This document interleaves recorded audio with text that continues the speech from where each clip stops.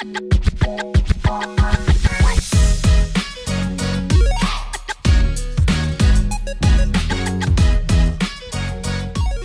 to part 2 of the second episode of the DFIR Report podcast, where we are discussing our latest report, From OneNote to RansomNote, an Ice Cold Intrusion.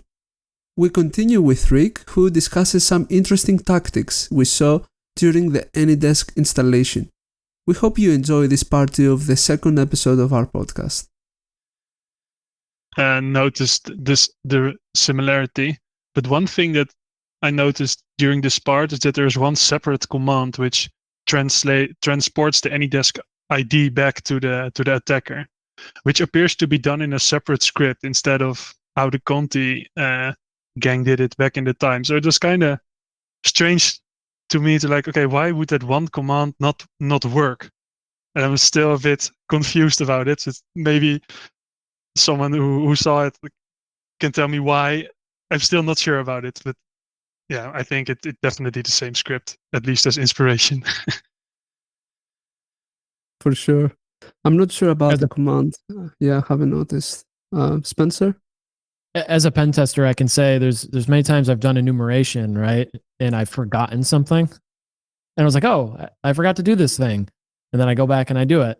And, I don't know if it's that in this case, but, operator error and things like that are a real thing. And maybe it was a case of just not being familiar enough with their own process and needing to get that information and then forgetting and doing it later or something like that, perhaps. Just speculating. Yeah, we have bloopers and we have things that threat actors have typed that didn't mean to, or things that were wrong when they typed in the console, wanted to type it in the Cobalt Strike console, but instead they typed it into an interactive command prompt that they had. So that these were funny cases. Roddy, something you would like to add here? I just wanted to remark that this Active Directory reconnaissance made me recall one of the intrusions I investigated in a previous job, that the first clue to the defenders was actually a brilliant detection on unusual Active Directory LDAP queries made from a process on an endpoint. Nothing else about the intrusion had really raised any red flags. EDR hadn't caught it. But as soon as those LDAP queries were made, they matched a pattern of reconnaissance that isn't normally done. The great thing about that type of detection is all of the detection sensors and content can live on domain controllers, which hopefully the threat actor hasn't gotten to at that point in the intrusion. And so even if they've disabled a lot of defenses on the workstation endpoint, you can still get a great alert, investigate it. It's very easy with some EDR tools, at least, to figure out what was the source, which process was the source of the LDAP queries, and then just focus on that and find anything that is unusual about it. This is a very good method, just an additional detection to include more coverage. Yeah, for sure. Thank you, Randy. Spencer, you have a lot of experience with these type of tools. I know you have created some reconnaissance tools and you have some experience with collecting information from hosts based on your experience as a pen tester. Is there something, those commands that the threat actors have executed in this case, is it something that you would do as well, or would you do something differently without telling threat actors how to do the things better? But is this something that you would do as a pen tester? Yeah, definitely. This is a very normal reconnaissance type things. The tools that we use might be different. But in the end, like Randy was saying, and just to piggyback off that, the LDAP queries are going to look the same. You might use a different tool than ADFind, but if you're querying the domain admins group, you're still running the same LDAP query, as long as you're using LDAP, right? So yes. The other thing that's interesting is with these RMM tools, if you're launching, a lot of them have like interactive tools. So you can like launch Task Manager, and you can launch Scheduler, and you can launch CMD as system, and those all get launched. Those all get ran from the RMM as a child process. So an interesting detection opportunity might be when there are child processes of AnyDesk or whatever the RMM is, and then follow-on activities as a result of that. So going back to what Randy said, those LDAP queries that come from a suspicious host, from a suspicious process, which is an RMM as a parent process, would maybe look a little bit more suspicious from a discovery standpoint. Because I've definitely caused detections during engagements because of that, when endpoint is kind of looking at things a little bit more in depth, or when endpoint detection is. But definitely from a recon perspective, those are all things that are very normal. And especially if you run something like Bloodhound or something like that, it's going to generate a lot of LDAP queries, which generates a ton of noise in and of itself. But even these just few commands can be a good detection point. Yeah, those commands in sequence within a time frame of 5 seconds or even less, one after the other, it's definitely a good indicator. There are so many different ways of approaching this in terms of detection, but we can stay here discussing those things forever. But we provide plenty of details in the report for people that are interested in detecting this type of activities. So thank you everyone for these insights. And let's move on to the last segment of our podcast, the lateral movement collection and the ransomware deployment. I want to start with Randy. If you could please walk us through the lateral movement phase of this intrusion. What tools did the threat actors use? The lateral movement started very normally with remote desktop protocol. RDP, I think, shows up in just about every intrusion because it's so easy. It's built in, and most environments allow and don't really investigate as suspicious. RDPs, especially when it is an administrator account, a domain admin, and the RDP host that they're connecting to is a server. That's just very normal activity. So I'm not surprised that would not trigger any alarms. However, once RDP was established, then Cobalt Strike was installed, and then Cobalt Strike installed AnyDesk, which we've just discussed in great detail. I think the Cobalt Strike is probably the highest probability of being detected and presents the most detection opportunities for all of the lateral movement, because it was a child process after RDP. So having that chain of an RDP connection and then the user remotely logged in installing Cobalt Strike is probably the best detection opportunity for the threat hunters. Let's take a quick break and listen to the services that the DFIR report has to offer to help businesses and individuals in the field. The DFIR report provides a range of services including private threat briefs, which include 25 plus private reports annually. Another service we provide is our threat feed, which specializes in tracking command and control frameworks such as Cobalt Strike, Metasploit, Sliver, and more. We also offer a private rule set that consists of exclusively curated rules using insights derived from private threat briefs and other internal cases. Want to take the role of the investigator? We now offer the data we use to analyze the intrusions you read on our public and private reports through our new training platform. Dive into the real intrusion logs and certify your skills. The threat actor went to great lengths to at least try to evade defenses as they were moving laterally by either using living off the land tools like RunDLL and RegServer32, or sometimes they just named their completely malicious binaries servicehost.exe, or I think sometimes things that didn't even exist but looked sort of like system tools. I would give the threat actor a C- for their efforts there, because all of their attempts to disguise their lateral movement as normal really just presented these great detection opportunities. And one of the things that I actually thought about a little bit late, but posed as questions to a lot of my friends who are in really large organizations and can query their endpoints really quickly, I noticed one of the parent-child processes in this intrusion was run DLL32 as the parent process for reg server 32.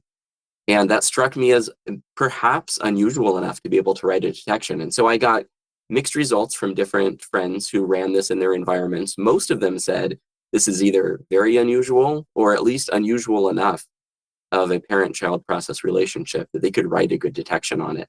A few people said they had some normal system processes that did this, some kind of an update script or something, so maybe it wouldn't work. So I'd say your mileage may vary if you're detecting or if you're writing detections, but that's a good one to look into. In your environment, does run DLL spawn reg server 32? And the other way around, does reg server 32 spawn run DLL 32? That's a good point. Interesting to see if people are listening and testing their environments. Maybe they can ping us on Twitter or LinkedIn or any other social media that they're using, and let us know what your findings are in terms of this type of execution flow. I'd be very interested as well. But everything starts with baselining things in your environment and finding these abnormal activities and trying to detect those in your environment. Maybe you can create, a very good detection that is good enough for your environment. It doesn't have false positives, and it's great for you and the purpose that you want to use it for. But in a different environment, this might not be the case. So a different environment might have an application that uses this method for whatever reason. This is the difficulty with creating detections that could have a wide scope and cover all of the environments. We're trying to make detections, but this is where the difficulty comes in. But this is a very good observation. I haven't looked into it myself. I'd love to. Probably will do after this podcast. But yeah, thank you very much, Randy. It's interesting how the threat actors used RDP as well with the high privileged account that they had to pivot to hosts within the environment, and maybe might be able to have a policy that block these type of behaviors with a workstation in the environment to be able to RDP to other hosts within the same environment. That might be a good way to prevent this, which will force the threat actors to use different tools and likely have a higher possibility of detecting those tools. For example, they might try to use Cobalt Strike to pivot, and it might not be as silent as or as normal as an RDP connection would look like.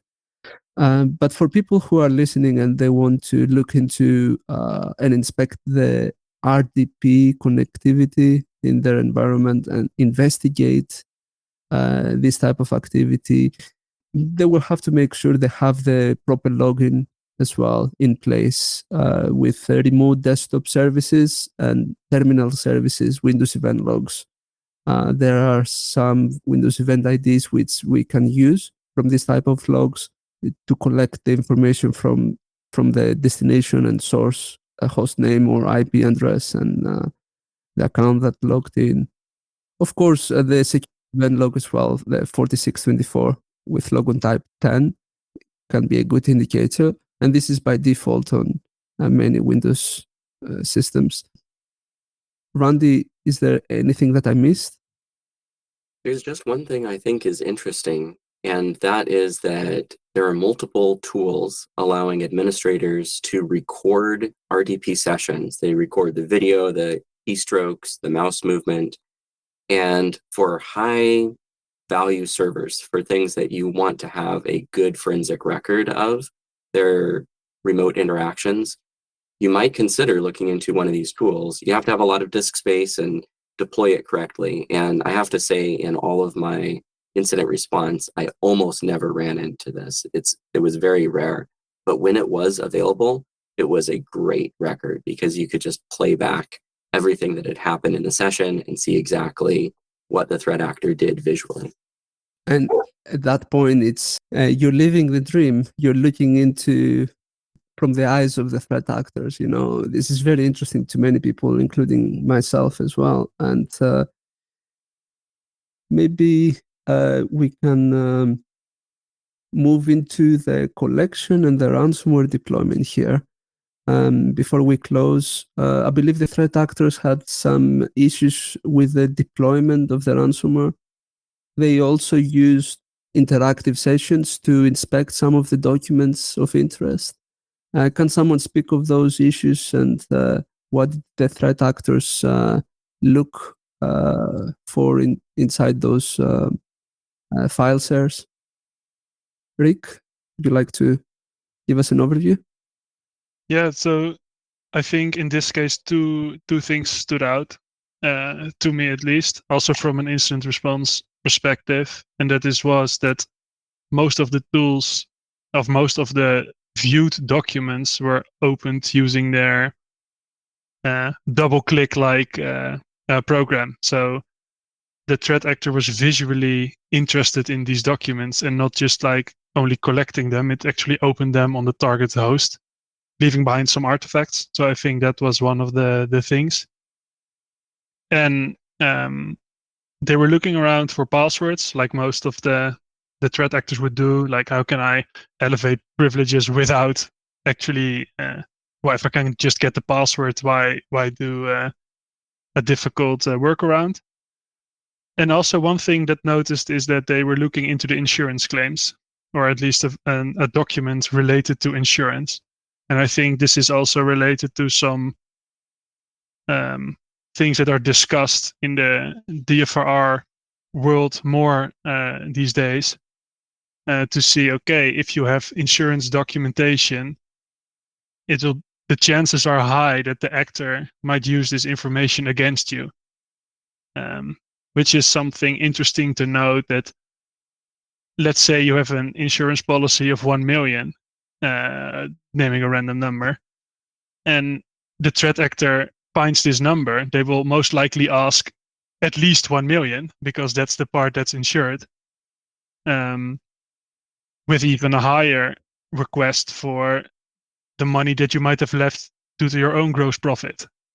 So these files and the things they looked at were separate from the lateral movement into passwords. This insurance file was interesting to me, that to also see it actually happening instead of only hearing about it. Yeah, they're interested in insurance documents a lot. We saw from the previous report as well, and through other reports that we have published, they're always looking for insurance or HR-related information about the company and things like that. They want to make sure that their victim is able to pay, and they just want to make sure that they get paid in the end of the day. So this is why they are going after this type of documents. And in terms of the ransomware deployment, they had some issues, and they managed to circumvent some of those. Could you speak a little bit on that?